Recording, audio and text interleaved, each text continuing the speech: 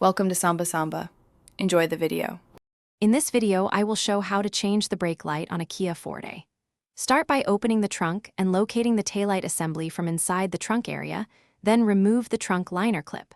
Unscrew the taillight housing bolts, pull the housing free, and twist the bulb socket counterclockwise to release it.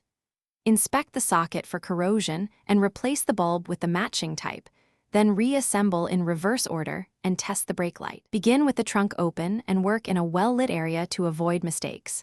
Fold back the trunk liner to expose the taillight bolts and electrical connector, then use a socket wrench to remove the fasteners while keeping them organized.